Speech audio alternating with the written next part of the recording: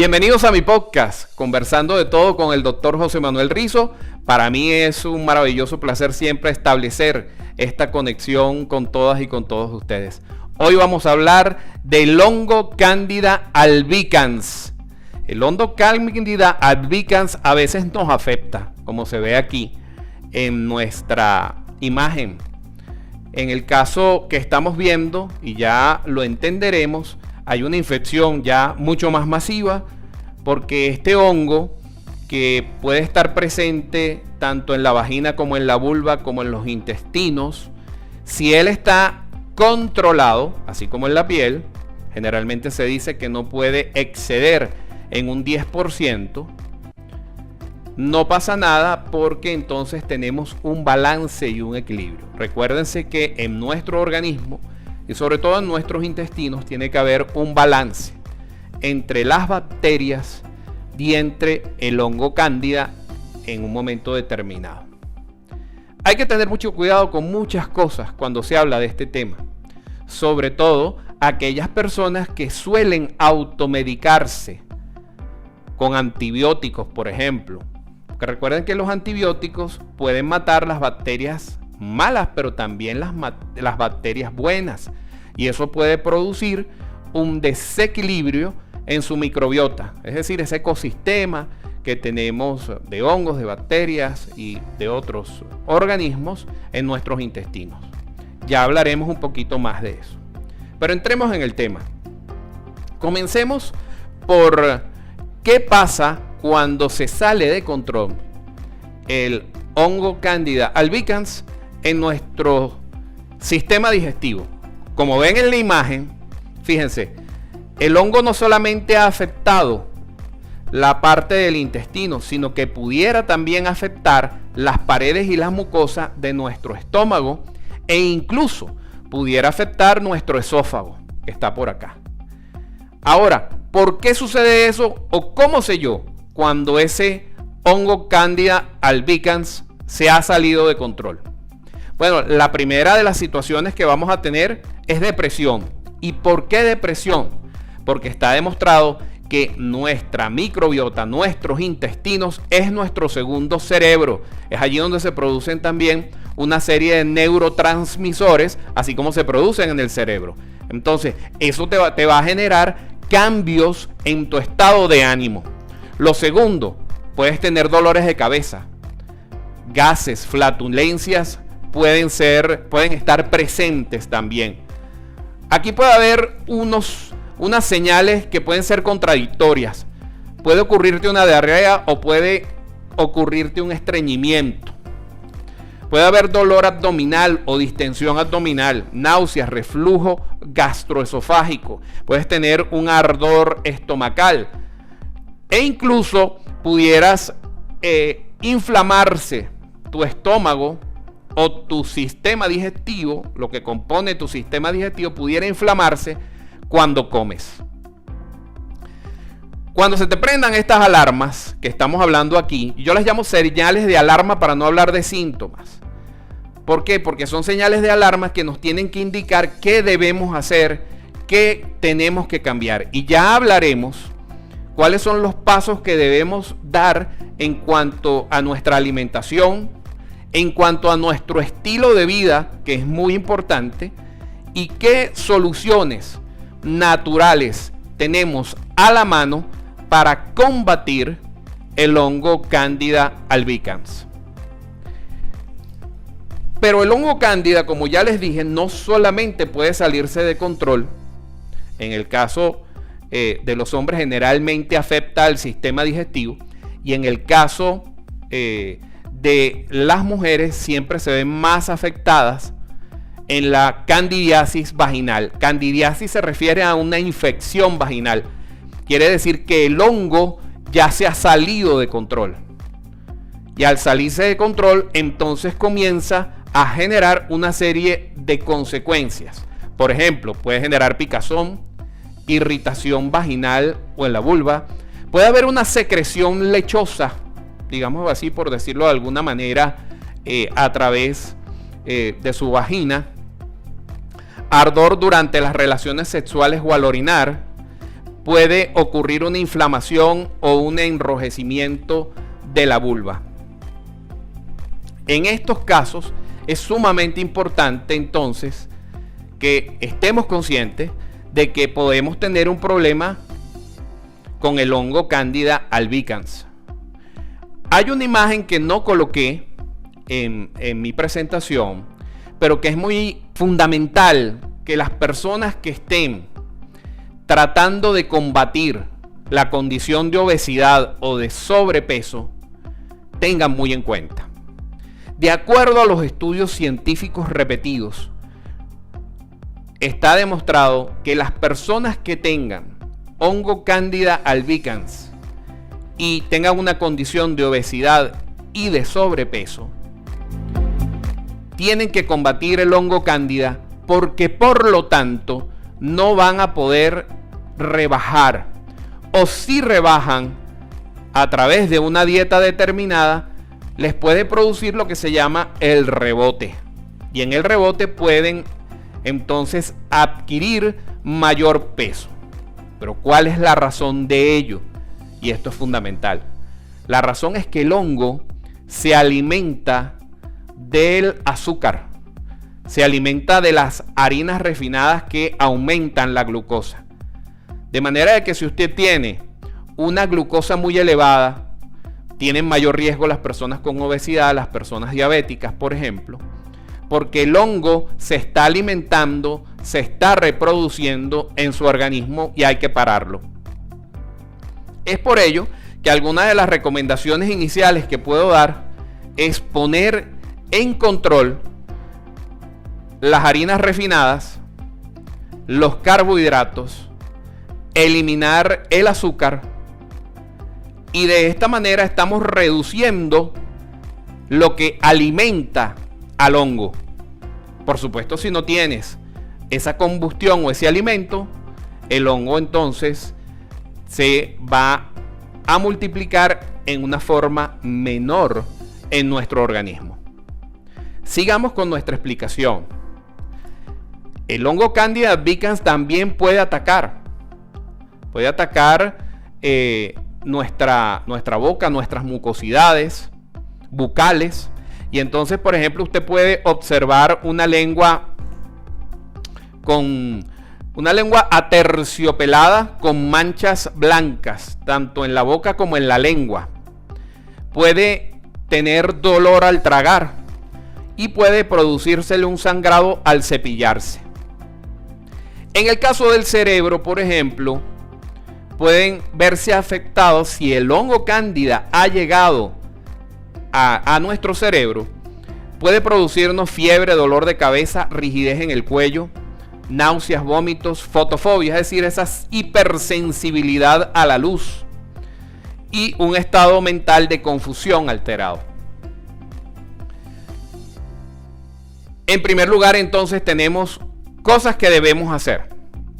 Si tenemos alguno de estos síntomas, señales de alarma, lo primero que debemos hacer es reducir los carbohidratos. No eliminar los carbohidratos. Yo soy de la posición que no hay que eliminar los carbohidratos, sino que hay que reducirlos. ¿Cómo los reducimos? Usted, si tiene su plato, un plato de comida, simplemente va a utilizar un cuarto, es decir, un triángulo, como lo ve aquí, un triangulito. Y ese triangulito en su plato va a ser carbohidrato. La otra parte va a colocarle proteína. Y la mitad del plato, entonces usted puede combinarlo con vegetales de hojas verdes, donde ahí va a tener magnesio, va a tener potasio. Y también pudiera utilizar ciertos frutos de grasa buena, como en el caso del aguacate, pero siempre utilizando un cuarto. De manera de que esa combinación que usted tiene, y entonces está eliminando el azúcar, está eliminando las tortas, está eliminando el pan, está eliminando la bollería, le va a ayudar a mantener en control el hongo Candida albicans. Hay otra cosa que hay que decir. ¿Qué pasa con la papa? ¿Qué pasa con aquellos almidones, de alguna manera, que nos encantan tanto, como la yuca, por ejemplo.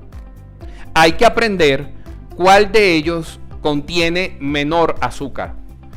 Por ejemplo, el boniato o batata, dependiendo del país donde ustedes se encuentren, tiene menor contenido de azúcar que la papa o el arroz. Entonces, usted recuerde que para evitar que se le dé el pico de glucosa hacia arriba, puede hacer varias cosas. Puede transformar alguno de esos carbohidratos, voy a poner el ejemplo con el arroz, por ejemplo, lo puede transformar en un almidón resistente. Al transformarlo en un almidón resistente, usted evitará que haya un pico de glucosa. Porque si el pico de glucosa, pico de insulina, los receptores de la célula se eliminan y eso va al torrente sanguíneo, su hígado ya almacenó la glucosa que podía y lo que queda en exceso va a grasa. Y si tiene elevada la glucosa y está en su torrente sanguíneo, usted va a encontrar al hongo cándida que va a decir: ¡eh! ¡Fiesta! ¡Comida! Y él se va a alimentar de ello. Entonces vamos a mantenerlo en control cuando tengamos estas señales y decir: muy bien, ¿cómo transformo un arroz en un almidón resistente? Lo primero que usted tiene que aprender como regla es no comerse un arroz recién hecho, un arroz caliente. No se lo debe comer. Usted lo termina de cocinar y lo pone a reposar afuera. Una vez que esté reposando, lo va a meter en la nevera, como mínimo por 12 horas. Luego lo va a sacar. Muchísimo cuidado con lo que les estoy diciendo después. Cuando lo saque de la nevera, no lo sobrecosa ni lo caliente en sobremanera. Tiene que simplemente darle un calentamiento, si quiere en baño María un poquito, si quiere simplemente para darle calor y ponerlo a temperatura suficiente para que se lo pueda consumir no frío. Y ese es un elemento o un carbohidrato que en ese momento va a tener un almidón resistente y no le va a producir el pico de glucosa. Sigamos con nuestro ejemplo. ¿Qué pasa entonces cuando el hongo cándida ha llegado a nuestro cerebro? ¿Qué opciones tenemos? La primera opción que todos, yo como médico alternativo y otros médicos con especialidad en naturismo, siempre recomiendan es el consumo de aceite de coco. Pero con el aceite de coco hay que tener cuidado. ¿Por qué? Porque el aceite de coco, si usted se toma una cucharadita o 2 cucharaditas al día, tiene que ver qué cantidad de hongo cándida tiene en su organismo. Porque incluso hay recomendaciones que para las personas con Alzheimer, las personas con Parkinson, pueden estar tomando de 1 a 5 cucharadas de aceite de coco para ralentizar, es decir, para reducir esa progresividad de estas enfermedades. Pero hay que tener cuidado si el hongo cándida se ha salido de control. No porque el aceite de coco no vaya a matar al hongo cándida, es que efectivamente es muy eficiente para matar al hongo cándida. Pero imagínense que usted tiene el hongo cándida y se le salió de control. Y entonces ya está en el hígado, está en los riñones, está en su cerebro, está en su sistema digestivo, está en los intestinos, está en su piel. ¿Cómo se da cuenta? Bueno, si usted tiene unos rosetones rojos en la piel, con unas manchitas blancas, entonces allí puede estar presente el hongo cándida. Cuando usted comienza a tomar aceite de coco, el aceite de coco va a matar ese hongo. ¿Y qué pasa si comienza a matar en forma masiva al hongo que está distribuido o esparcido por todo su organismo? Bueno, que usted tiene que darle tiempo a ese organismo para que pueda desechar ese hongo muerto ya. Y si hay mucho hongo muerto, puede generar unas crisis y consecuencias en su organismo si no hay la capacidad progresiva de desecharlo de manera paulatina. Por lo tanto, si va a utilizar aceite de coco para combatir el hongo cándida, yo siempre sugiero que haya un profesional de la salud supervisando. Y las cantidades que se tome tienen que ser progresivas, comenzando por pequeñas cantidades y luego ir progresivamente aumentando. Esto no sucede con el aceite de orégano. El aceite de orégano también es muy eficiente para combatir y para eliminar el hongo Candida albicans. Pero hay una función principal que va a ser el aceite de orégano. Primero, que él no va a matar las bacterias buenas. El aceite de orégano elimina las bacterias malas. Y también se encarga de eliminar progresivamente el hongo cándida, logrando así que usted mantenga un equilibrio entre las bacterias y el hongo cándida. Volvamos a nuestro ejemplo de la candidiasis vaginal. Entonces, si estamos en la candidiasis vaginal, aquí necesitamos varias cosas. Necesitamos tener un equilibrio con las bacterias. Por ello es que los probióticos son importantísimos. Que contengan lactobacillus es muy importante, porque entonces hacemos que las bacterias buenas vuelvan a estar en nuestro organismo y logren un equilibrio con el hongo. Y esto va a hacer entonces que progresivamente, tomando aceite de orégano, podamos establecer el equilibrio necesario. Ahora, ¿qué nos puede desequilibrar también? Los antibióticos. Los antibióticos matan tanto las bacterias buenas como las bacterias malas en su organismo. Por ello, la automedicación, vuelvo y repito, para que se les grabe, no es recomendable en cuanto a los antibióticos. Porque si usted toma una dosis excesiva, usted va a estar destruyendo el equilibrio en su microbiota, en sus intestinos. Si usted lo toma en exceso, va a estar eliminando también bacterias buenas. La tercera opción es que si usted no sabe exactamente qué es lo que está ocurriendo en su organismo, a lo mejor el antibiótico que usted está utilizando no es el adecuado. Yo siempre sugiero que el aceite de orégano puede resultarle mucho más efectivo y no les va a traer consecuencias de afectar el equilibrio bacteria-hongo cándida, ni les va a afectar tampoco en el caso de que querramos meter en cintura al hongo y a la eliminación de las bacterias malas. Tampoco es que se puede tomar el aceite de orégano en exceso. El aceite de orégano tiene que ser utilizado en las dosis adecuadas y en el tiempo adecuado. No es algo para que estemos utilizándolo todo el tiempo, porque entonces podríamos crear también un desequilibrio. ¿Qué nos desequilibra entonces? Bacteria, hongo cándida, los antibióticos. ¿Qué nos puede desequilibrar también? Los corticoides. Las personas que toman corticoides. Las mujeres que estén tomando anticonceptivos. Ahí tienen que ponerle un ojo también.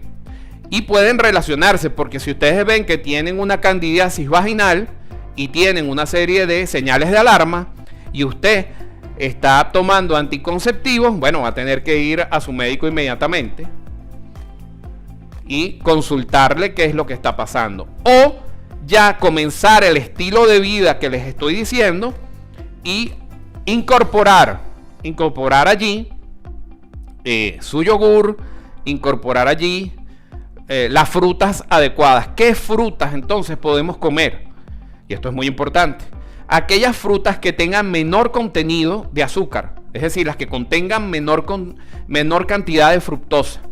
El caso de las fresas, el caso de las bayas, de los arándanos, son frutas que contienen menor cantidad, incluso las uvas. Ya frutas como la banana, o en Venezuela la llaman cambur, porque siempre cambiamos los nombres a todo en Venezuela, son la piña, tienen un alto y elevado índice de fructosa, al igual que el mango, muy delicioso, pero también puede resultar con alto contenido de azúcar. En el caso del kiwi también. Pero hay un factor del cual no hemos hablado, y es nuestro sistema inmunológico, nuestro sistema de defensa, porque puede ocurrir que tengamos un sistema de defensa afectado por una condición de salud. Voy a poner un ejemplo simplemente para que lo tengamos presente. Por ejemplo, aquellas personas que tienen la condición de VIH, de SIDA, tienen el sistema inmunológico comprometido. Las personas que estén recibiendo radioterapia o quimioterapia tienen asimismo un sistema inmunológico comprometido. Entonces allí tienen que tener un mayor cuidado, porque cuando el sistema inmunológico no tiene la fortaleza necesaria, pues entonces hace que las bacterias o los hongos, en este caso, de los cuales estamos hablando, pudieran eventualmente salirse de control. ¿Cuáles son mis recomendaciones? Mis recomendaciones es, lo primero, para mantener un sistema inmunológico acorde hay que hacer ejercicio. Tú quieres mantener un sistema inmunológico óptimo, haz ejercicio. Tú quieres mantener un sistema inmunológico óptimo, hay que tomar vitamina D3. Igualmente, aparte de la vitamina D3, que es muy importante, debemos tener presente que ciertos alimentos nos pueden fortalecer, como el caso del berro, como el caso de la espinaca. Obviamente estoy hablando no en cantidades excesivas, sino en cantidades moderadas. También pudiera en un momento determinado, si sospechamos, por ejemplo, si nosotros sospechamos de que nuestro sistema inmunológico no está óptimo, está comprometido, bueno, entonces debemos también utilizar, digámoslo así, un booster, algo que, ¡boom!, encienda nuestra energía específica y volvamos a darle una energía realmente óptima a ese sistema inmunológico para que tenga la capacidad de defendernos. Y uno de esos minerales importantes se llama zinc. Hay elementos importantes que yo sugiero como suplementación. Algunas personas no están de acuerdo conmigo y se los acepto, pero en realidad suplementarte con omega 3 es una buena opción. Es una buena opción para mantener tu cuerpo desinflamado, para obtener ese ácido graso importante y fundamental para el organismo. Hay personas que me dicen, bueno, pero consuma pescado. Hay dos opciones acá. Hay personas que no les gusta consumir pescado. Hay personas que tienen miedo ahora de consumir pescado por las altas cantidades de mercurio. Por eso es que siempre se recomienda ahora consumir pescado en pequeñas cantidades, pescados azules sobre todo, pero que tengan menor tamaño. Porque en esa medida, al tener menor tamaño, tienen menor tipo de contaminación. Vitamina C, a menos que la obtengas directamente de aquellos alimentos y aquellas frutas que puedan darte la vitamina C adecuada. Por ejemplo, el pimiento, el pimentón tiene altas cantidades de vitamina C que pudieran servirte. El limón también, que además tiene magnesio y potasio. De manera de que nosotros, cuando hablamos del hongo Candida albicans, tenemos que tener mucho cuidado primero en nuestro estilo de vida. Ya hablamos de ejercicio, hablamos de mantener el estrés a raya. ¿Para qué? Para que nuestro sistema inmunológico funcione bien. Hablamos de que podemos consumir en nuestro día a día, en nuestra alimentación, pequeñas porciones de carbohidratos, que tenemos que cuidar de que esos carbohidratos y las harinas refinadas, eliminarlas de nuestra vida por ese momento, temporalmente, porque ellas te pueden dañar. Además que las harinas refinadas, con la cantidad de gluten que le están colocando, pueden afectarte e inflamarte el organismo, y se ha visto que hay una relación directa con las enfermedades neurodegenerativas, tipo Parkinson, tipo Alzheimer, por ejemplo. Si controlamos la glucosa, entonces no se alimenta el hongo y es más fácil, ya sea que la opción que escogiste sea el aceite de coco, el aceite de orégano y por supuesto utilizar el yogur para lograr un equilibrio entre las bacterias buenas y el hongo cándida en tu organismo, podamos así restablecer la homeostasis, que significa equilibrio en el organismo, para que éste pueda funcionar bien. Pero como ya les dije, si quieres tener un sistema inmunológico fuerte, también necesitas que haya un balance mental y un equilibrio emocional. Para ello siempre te puede ayudar la meditación, te puede ayudar el mindfulness, te puede ayudar sobremanera a mantener equilibrado tu sistema nervioso. Les invito a que vean en mi canal de YouTube el podcast que tengo sobre el sistema nervioso, el activo y pasivo como lo llaman algunos, o el simpático y parasimpático como se llama en medicina. Si tu sistema nervioso está equilibrado, te aseguro que el hongo cándida y tus bacterias en tu organismo estarán equilibrados. Cuando el simpático, que no tiene nada de simpático, que es el activo, se sale de control en tu sistema nervioso y estás súper excitada, súper excitado, súper estresada, súper estresado, allí es el caldo de cultivo para que se baje el sistema inmunológico y aumente en gran medida el hongo cándida. Lo mismo pasa cuando estás muy tranquila, pasiva, no tienes fuerza, no tienes energía. El sistema inmunológico también cae y puede producirse un desequilibrio entre los hongos, entre el hongo cándida y las bacterias. Hay unas herramientas que siempre pueden ayudarte a mantener ese equilibrio y esa descarga desde el punto de vista de tu sistema nervioso. Por eso les invito a que vean el podcast. Puede ser caminar sobre la arena, caminar sobre la hierba mojada, ir a un espacio abierto y comenzar a hacer y practicar la respiración profunda. Y eso te lo digo siempre con mucho cariño. Un gran abrazo desde mi corazón a tu corazón.